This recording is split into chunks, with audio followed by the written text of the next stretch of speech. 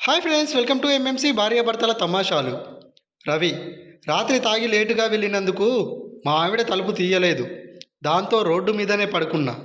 చింటూ, మరి తెల్లారిన తర్వాత తీసిందా? రవి, లేదురా, తాగింది దిగింది. అప్పుడే గుర్తుకు వచ్చింది నాకసలు పెళ్ళి కాలేదని, తాళం నా జేబులోనే ఉందని.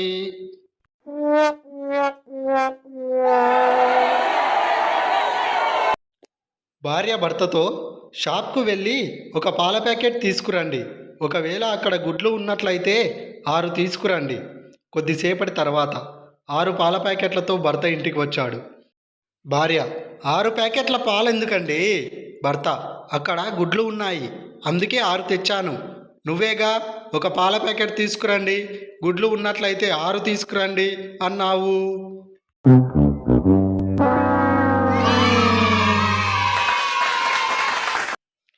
చాలా బోర్గా ఉందని ల్యాప్టాప్లో మూవీ చూస్తున్నా. బాగా ఇంట్రెస్టింగ్గా ఉంది. అందులో హీరో ఏదో గుహలోకి వెళ్ళాడు. చాలా చీకటిగా ఉంది. ఏం జరుగుతుందో అని చాలా ఆతృతతో చూస్తున్నా. కానీ చాలాసేపు సస్పెండ్ తర్వాత నాకు కూడా అర్థమైంది ఆ చీకటికి కారణం ల్యాప్టాప్లో ఛార్జింగ్ అయిపోవడం అని.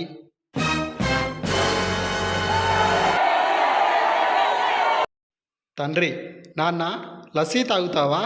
కొడుకు, వద్దు. నాన్న, పాలు తాగుతావా? కొడుకు, వద్దు. తండ్రి, జ్యూస్ తాగుతావా? కొడుకు, వద్దు. నాన్న, అచ్చు అమ్మ పోలికే, రక్తం తాగుతాడు వేదావా. అక్కడే ఉన్న అమ్మ అది విని తట్టుకోలేకపోయింది. అమ్మ, యాపిల్ తింటావా అమ్మ? కొడుకు, వద్దు. అమ్మ, బనానా తింటావా? కొడుకు, వద్దు. అమ్మ, మ్యాంగో తింటావా? కొడుకు, వద్దు. అమ్మ, అచ్చు నాన్న పోలికే, దెబ్బలు తింటాడు వేదావా.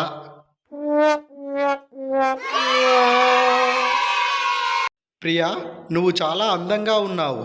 Thank you. నువ్వు కూడా అందంగా ఉంటే నేను నిన్ను పొగిడేదాన్ని. దానికెందుకు ఫీల్ అవ్వడం? నువ్వు కూడా నాలా అబద్ధం చెబితే సరి.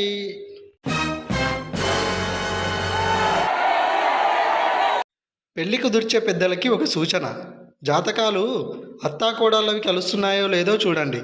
కుర్రాడిదేముంది, 4 గరిట దెబ్బలు తిన్నాక ఇదే నాకు ప్రాప్తం అని ఎలాగోలా అడ్జస్ట్ అయిపోతాడు.